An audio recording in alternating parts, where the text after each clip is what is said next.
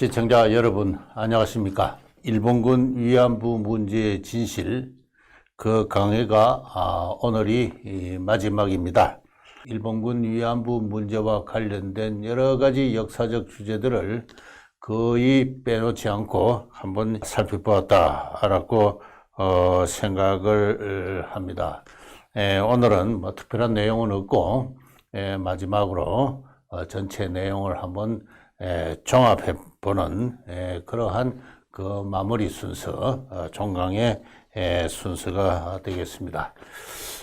강의를 시작할 때 이 강의가 우리 시청자 여러분에게 또 우리 한국 국민 전반에게 어떠한 영향을 미칠지에 대해서 우려하는 마음이 없지 않았고, 그로 인해서 단어 하나하나에까지 강의 노트를 준비하면서 많은 신경을 썼습니다. 제가 12번 강의를 했고 주익종 선생이 3번 강의를 하는 사이 기존의 통념에 대한 어떤 대담한 도전이 나름대로는 이루어졌다, 그렇게 생각을 합니다. 이 문제를 갖고 지난 28년간 연구를 하거나 운동을 이끌어온 단체로부터는 어떠한 반응도 없었다라고 하겠습니다. 그것은 한마디로 말해서 우리 한국 사회가 역사 인식에 있어서, 정치 의식에 있어서 심하게 분열되어 있는 그런 상태이기 때문이다라고 하겠습니다. 저는 그런 상태를 가지고 종족주의라는 말로 표시를 했습니다. 종족주의란 말은 한 사회가 몇 개의 시족이나 종족을 단위로 분립해 있는, 분열해 있는 그런 상황이고, 상황 안에는 강한 무관심이나 적대의식이 지배하고 있는 가운데 객관적 논변이 성립하지 않는 그와 같은 어떤 상태의 사회 태제, 사회 형태를 가지고 종족주의라고 하겠습니다. 한국의 이른바 진보와 보수, 또는 영남과 호남, 또는 뭐 기득권자와 비기득권자, 뭐 이렇게 흔히들 가르는 어떤 집단 사이에는 지금 어떠한 어떤 그 객관적인 어떤 학술적인 논쟁이 성립해 있지 않습니다. 너희들은 너희 갈 길을 가라, 이런 주장이죠.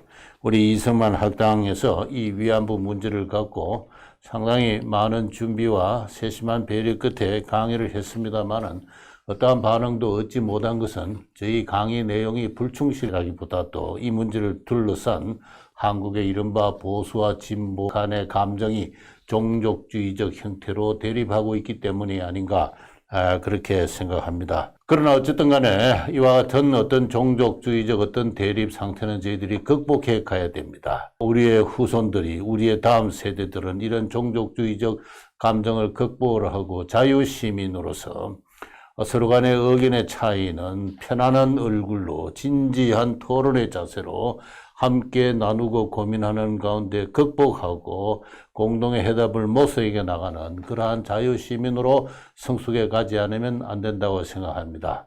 저는 언젠가 있을 우리 다음 세대에 그와 같은 아름다운 모습을 연상을 하면서 이 강의를 쭉 이끌어왔다라고 생각을 합니다. 이 강의에 임해서는 저는 비로소 이 일본군 위안부 문제를 둘러싼 전 역사적 맥락을 지난 4개월간 대부분의 시간을 할애하면서 추구해 보았습니다. 저는 단순히 일본군 위안부 문제를 어느 날 마른 하늘에 벼락이 치듯이 생겨난 것은 아니다. 일본군이 위안소를 맨 땅에 짓고 건물을 짓고 지나가는 처녀나 소녀를 납치해서 집단 강간한 것이다. 그와 같은 인식을 넘어서서 이 하나의 역사적 사건이 발생하는 어떤 긴 어떤 전사를 쭉 추적해 왔습니다. 15, 19세기 조선시대에도 군위안부라고 부를 만한 어떤 그러한 하청 신분의 여성을 대상으로 한 어떤 지배 신분에 의한 성의 약취가 있었다. 그들이 바로 기생제도였다, 이런 이야기를 했습니다. 그리고 그걸 이어서 일제 지배기에 들어서는 공창제가 시행이 되었다. 이 공창제는 처음에는 조선에 건너온 소수 일본인을 위한 매춘업이었다. 그러나 식민지적 개발과 더불어 1930년대가 이후 되면은 조선인들도 이 공창제에 적극 참가하는 일종의 대중매춘 사회가 형성되었다. 이런 공창제의 시행과 더불어 기생제와는 상이한 신분적 성폭력의 지배로부터 상업적 계약의 시대가 성립했는데, 그러나 상업적 계약이라고는 하나 이 공창으로 들어가는 여인들은 주로 빈곤계층, 최빈곤계층, 가난과 가정폭력이 난무하는 지배하는 그 빈곤계층의 호주들이, 가부장들이, 주선업자들이 제공하는 전차금에 이끌려서 마지못해 또는 얼씨구나 하면서 자기 딸을 넘기는 행위, 그것을 가지고 당시는 인신매매라 했습니다만은, 이러한 인신매매의 형태로 가난한 집안의 여인들이 공창으로 울면서 또는 매를 맞으면서 간 것이 공창제의 실태였는데, 그러나 그것은 당시의 가족제나 공창제라는 법적 테두리에서 결코 불법적인 어떤 일은 아니었다. 아버지가 딸을 공창의 취업을 승낙해서 주선업자에게 넘겨줄 때 딸은 당시의 가족제도 하에서 그것을 거부할 법적 능력이 없었습니다. 이것이 바로 그러한 가부장 시대, 호주제 가족이라 했습니다만은, 그러한 큰 시대적 상황을 전제를 해야 된다는 것을 제가 강조를 했다고 생각을 합니다. 그 연장선상에서 일본군 위안부 제도라는 것은 이와 같은 공창제도가 일본군으로 편입되어서 일본 군인을 위한 공창의 형태로 동원되고 재편성된 것이다. 공창이라는 하나의 후방부대가 있었다면은 일본군 위안소 제도는 그 중에 일부분을 전방으로 동원하고 편성한 것이다. 그러나 그 본질에 있어서 결정적인 차이는 없다. 모집 과정에서부터 그들의 노동의 그 위안소 내에서 생활의 실태라든가 근로 조건이나 소득이라든가 근로 강도 모든 면에서 본질적인 차이는 없다. 군사적으로 재편성된 공창제다. 이렇게 이야기를 할 수 있다라고 했습니다. 그 다음에 제가 또 마지막으로 강조한 것은 이 위안부 제도의 역사는 일제 지배와 함께 끝이 난 것이 아니다. 그것은 이번 강의에서 제가 강조한 하나의 연구 성과라면은 나름대로 보람 있는 연구 성과라 자부할 수 있는 것인데요. 해방 이후가 되면은 이 위안소 제도는 일제 하에서보다도 훨씬 더 그 양적으로 팽창하고, 그리고 위안부들의 그 실태, 생활의 실태는 더욱더 열악해졌다. 1942년도에 현재 전국의 공창업에 종사하고 있는 여자들은 남북한을 합쳐서 9,500명이었습니다. 그러나 1966년이 되면은 언제 소개했습니다만은 남한만 33만 명이라 그랬죠. 20대 여성의 8%라 그랬습니다.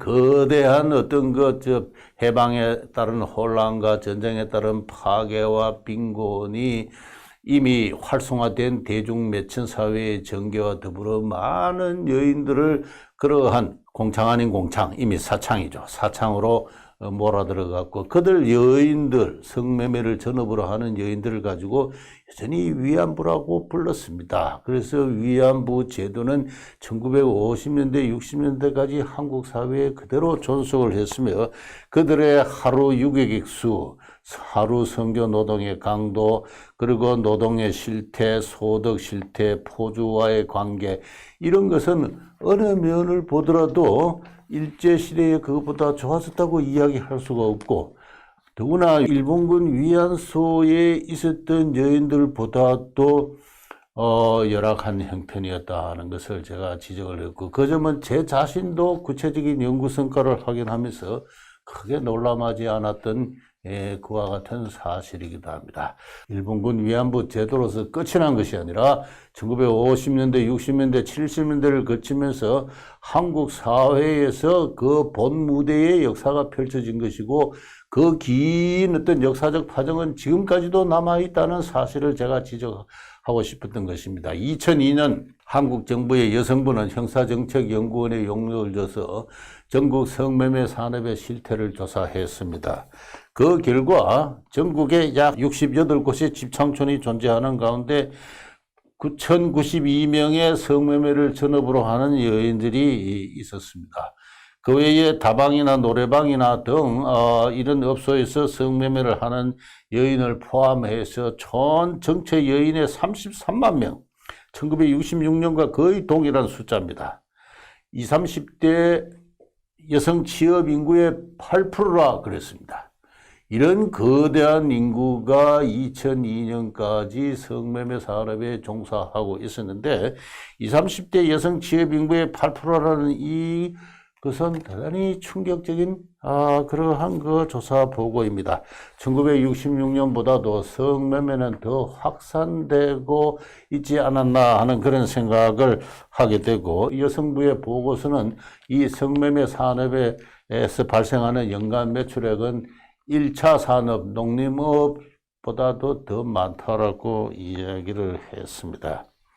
위안부 말은 없었지만은 위안부 제도는 1990년대, 2000년대 초까지 존속을 했고, 국가가 방임하는 사이에 여성과 포주의 관계는 그야말로 노예저축인 어떤 속박인 경우가 많아서 2003년도 군산시에서 대집창촌에서 대화재가 발생했을 때 12명의 여인이 방 안에 갇힌 채 탈출하지 못하고 불에 타 죽는 비극적인 사건이 발생을 했습니다.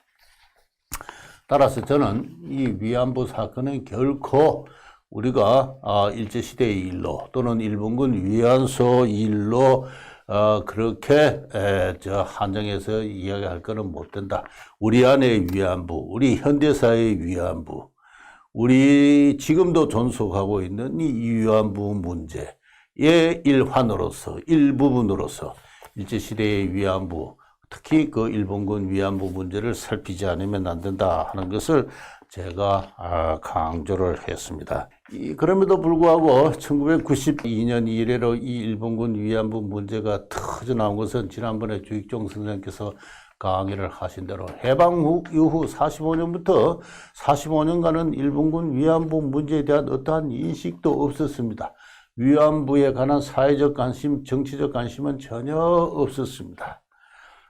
가끔 위안부에 관한, 일본군 위안부에 관한 영화나 소설이 나올 때는 그들은 불행한 여인들로 이렇게 치부되었을 뿐입니다. 일본군의 짓눌린 성노예라는 이미지는 존재하지 않았습니다. 그러나 1991년에 이 문제가 터졌을 때는 여러 가지 계기가 작용을 했습니다만 지금까지 하나의 한국인 전체를 하나의 단합시키는 어떤 거대한 역사적 토템으로서 이 일본군 위안부 문제가 부상이 되었는데, 제 개인적으로는 1992년이 되어서 그와 같은 사건이 터질 수 있었던 것은 바로 반일 종족주의가 충분히 성숙해 있었기 때문에 그렇다라고 생각을 합니다. 1950년대, 60년대, 70년대까지만 하더라도 반공 이데올리에 입각해서 국가를 세우고 자유민주주의의 제도적인 어떤 깃털을 잡고, 그리고 조국권들을 위한 어떤 그러한 어떤 국민적 동원이 있었던 시기에는 반일 종족주의는 오히려 억압이 되고 잠복된 형태로 존재했습니다만, 그러나 권위주의의 시대가 지나가고 이른바 민주화 시대에 물러가면서 이 국민을 나름대로 국가적 아젠다로 통합해온 어떤 권위주의 시대가 소거된과 더불어 우리 국민들을, 우리 한국인들을 사로잡고 있는 종족주의적 감정, 그리고 이 종족주의의 기초가 되어 있는 어떤 물질주의 내지는 육체주의, 이런 감정이 폭발해 나온 것이 아닌가 하는 그런 생각을 하게 됩니다. 이와 관련해서는 이전에 반일 종족주의를 타파하자라는 강의에서 제가 행한 반일 종족주의의 신학이라는 그 강의 제목의 그 내용을 한번 확인해 주시면 감사하겠습니다. 마지막으로 제가 말씀드릴 것은 이 위안부 문제와 관련해서 그동안 언급할 기회가 없었고 지금 마지막 기회로 미뤄왔던 것입니다만은, 바로 이 박요학 교수의 이 제국의 위안부라는 이 책입니다. 이 책은 2013년에 뿌리와 이파리라는 출판사에서 출간이 됐는데요. 출간된 직후에는 국내에서는 물론이고 일본에서도 나름대로 이 위안부 문제를 둘러싼 역사적 모순을 총체적으로 심층적으로 해부했다는 그와 같은 호평을 받았습니다. 국내 언론도 이른바 좌파 진보라고 불리는 언론에서도 이 책에 대한 서평이 호의적으로 나온 것을 저도 기억을 하고 있습니다만은, 그러나 이후 이 박유하 교수는 이 책으로 인해서 피소를 당하는 위안부 9명이 원위안부 9명의 그 명예훼손 을 이유로 해서 그들 명의로 그들 소송 대리인에 의해서 피소를 당하는 어떤 그와 같은 고초를 겪고, 지금까지 그 재판이 대법원에 계류 중인 가운데 아직도 벌써 한 4년째 가까이 그와 같은 고초를 겪고 있는 것으로 알고 있습니다. 저는 이 제국의 위안부라는 책을 한번 읽어봤고, 이후에 재판 과정에서 박유하 교수가 재판을 변론을 했던 그와 같은 내용이 이 제국의 위안부 법정에서의 1460일 이라는 이와 같은 책이 또 작년에 출간되어 나왔고, 또 박유하 교수를 비판했던 여러 사람들, 특히 지식인들이 어떠한 박유하 교수에 대한 비판이 논리에서나 실정적으로 많은 문제점을 갖고 있는가를 고발한 제국의 위안부 지식인을 말한다라는 이 세 책을 제가 시청자 여러분에게 소개해서 아직 안 읽어보신 분들은 한번 읽어봐 주시기 바랍니다. 제가 이 강의에서 한 상당 부분은 이 제국의 위안부라는 이 책과 그 이후의 법정 투쟁 과정에서 상당히 소상하게 이미 밝혀진 것입니다. 이 제국의 위안부를 소송한 원위안부의 그의 소송 대리인들, 소위 나눔의 집이라든가 기타 운동단체들은 일본군 위안부는 순결한 소녀들이었다. 이 순결한 소녀들이 어느 날 일본군에 의해서 납치되었다. 그리고 위안소라는 장소에 이끌려 들어가서 집단 강간을 당했다. 요 세 가지입니다. 순결한 소녀들이었다. 강제로 납치되었다. 그리고 집단 강간 당하였다. 따라서 이거는 군에 의한 전쟁 범죄다. 국제사회가 금하고 있는 노예제를 범한 그러한 일본군의 전쟁 범죄 행위다. 자, 이와 같은 건데, 이 제국의 위안부의 저자 박유하 교수는 이 세 가지 우리 한국인들의 사반세기에 거쳐서 축적되어 온 상식적 이해를 반했다. 그래서 위안부들을 매춘부라고 이해될 수 있는 그러한 기술을 했다. 그 매춘이라는 글자를 지워라. 이렇게 해서 이 책에서 34군데에 걸쳐서 관련 부분을 삭제하도록 그와 같은 어떤 행정처분을 받기도 했습니다. 그러나 이 박유하 교수는 자발적이든 피자발적이든 간에 강제적이든 간에 매춘은 사실이었다. 매춘을 하고 보수를 받는 그런 억압된 관리된 시장이었던 것은 여러 가지 사정으로 봐서 부정할 수 없는 일이다. 그 실태를 정확하게 보아야 한다. 순수한 소녀상이 전국에 70여 군데 서 있다는 소녀상이 상징하는 나이 14, 15세 소녀들, 단발머리 소녀들이 군에 의해서 납치된 것은 아니다 하는 것입니다. 일부분은 이미 매춘 산업에 종사하고 있거나 아니면은 가정을 뛰쳐나와서 가난인과 가부장의 폭력을 피해서 집을 뛰쳐나와서 떠돌다가 인신매매 조직에서 이끌려 들어온 어떤 그러한 여인들이었는데, 순수한 양갓집에 납치된 소녀라고 이야기하는 것은 당시의 실태와 거리가 멀다.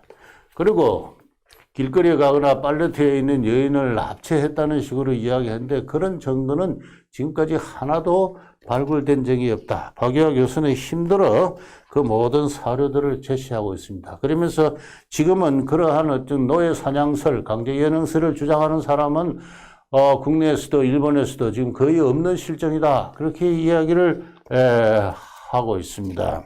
제국의 위안부라는 말 속에는 위안부와 일본인 간의 동지적인 어떤 관계라는 그 뉘앙스가 있습니다. 그러나 이 박유하 씨는 위안부라는 제도 그 자체는 제국주의 또는 국가, 남성에 한 여성의 지배가 비친다는 현상이다. 당시에 조선인들은 법적으로는 일본 제국의 신민이었다.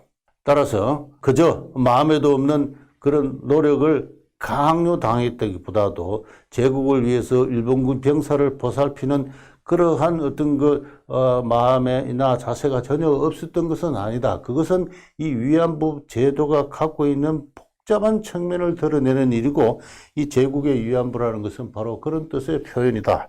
결코 일본군이 창설하고 운영한 위안부 제도를 미화하거나 일본군의 책임을 면제하기 위한 그런 일은 아니다라고 주장을 하고 있습니다. 그래서 제가 이 책을 쭉 읽어보니까 박유하 교수도 지적하고 있지만 우리 대한민국의, 우리 한국의 지성사회가 실로 적지 않은 위기에 봉착해 있다는 것을 알게 되었습니다. 박유하 교수도 그렇게 지적을 하고 있습니다. 한국에 자기를 비판한 법학자나 사회학자들 또는 무매 비평가들은 위안부들은 순결한 소녀였다, 강제 납치당했다, 집단 강간당했다, 이 세 가지 사로에 의해서 뒷받침되지 않는 사실에 관한 한 인식이 고착된 상태에 있다. 오히려 매춘이라는 글자를 지우라고 이야기를 함으로써 그들은 현실적으로 존재하고 있는, 지금도 존재하고 있는 매춘 산업에 종사하고 있는 여인들에 대한 차별의식을 노골화하고 있다. 매춘부라면 오히려 일본군에게 당해도 좋다는 그러한 가부장적인 폭력적인 심성을 그대로 드러내고 있는 것이 아니냐, 이렇게 비판을 하고 있습니다. 그 비판은 제가 객관적으로 판단해도 옳은 비판이라고 생각을 합니다. 어쨌든 박유하 교수의 지적대로 한국 지성사회는 커다란 위기 속에 빠져 있습니다. 이 위안부 문제가 제기된 이래 지금까지 28년간 한국의 이 문제에 관해서 책임이 있다고 할 수 있는 역사학계가 공식적인 반응을 보인 적은 없고, 그들은 태연하게 위안부 수만 설 또는 20만 설을 교과서에 지금도 적고 있고, 또 근로정신대로 여인들이 갔다가 위안부를 갔다는 식으로 엉터리 역사 서술을 하고 있습니다. 어느 역사학자도 책임있게 이 문제에 대해서 대응을 하지를 못했습니다.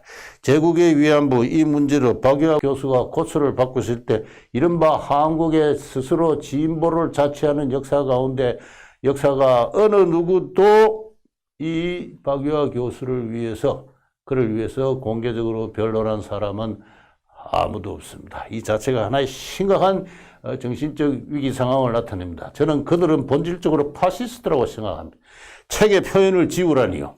일제시대 때 일본 헌병들이 책을 이렇게 함부로 지워서 구멍이 뻥뻥 난 어떤 그런 책, 그 일제시대와 동일한 파시스트적 발상을 가지고, 전체주의적 발상을 가지고 이 기억 위에 다른 기억을 가질 자유는 없다, 그걸 가지면 반민족적이다 하는 어떤 그러한 어떤 사나운 심성으로 한 연구자의 연구의 자유, 표현의 자유, 학문의 자유를 제약하고 있는 것, 엄청난 위기적 현상이 아닐 수가 없습니다. 저도 이 강의에서 누차 강조를 했습니다만은 위안부 여성들에게 고백을 강요하고 그들의 얼굴을 노출시키고 그들의 시비 현장에 끌고 다니면서 불과 2, 3년에 불과했던 그들의 위안부 인생을 폭로를 함으로써 그들의 70년, 80년 전 인생을 쥐어버리는 위안부 운동단체의 폭력적인 운동 방식, 또 그것을 즐겨 수용하는 한국인들의 심성의 태세, 그 자체가 하나의 종족주의적 어떤 폭력성을 저는 유감없이 노출하고 있는 것이 아닌가 생각합니다. 이 위안부 문제로 인해서 한국의 지성사회는 사실상 해체되고 말았습니다. 한국의 외교는 사실상 마비되었다고 생각합니다. 위안부 운동가 몇 명이 외교부 꼭대기 위에 앉아서 이 외교부의 대일 정책을 좌지우지했습니다. 위안부들 몇 명이 휠체어를 타고 나타나면 아무도 그 앞을 가로막을 자가 없는 어떤 무소불위의 정신적인 권력으로 군림하였습니다. 하나의 정상적인 하나의 국민국가의 지성과 외교라고 할 수가 없죠. 이 후과를 어떻게 감당할 수 있을 것인가? 이 나라가 과연 이런 정신 상태로 하나의 국민국가를 영위할 어떤 그러한 능력을 과연 갖고나 있는 것인가? 어떠한 파탄이 우리 앞을 기다리고 있을까? 이러한 두려운 마음, 걱정스러운 마음으로 저는 이 강의를 쭉 진행해 왔고, 오늘 이 마지막 종강을 위해서 이 박유하 교수의 글을 읽으면서도 그 점을 다시 한번 더 재확인해 보았습니다. 그동안 오늘까지 합쳐서 16회 강의를 시청해 주신 시청자 여러분 대단히 감사합니다. 이상 마치겠습니다.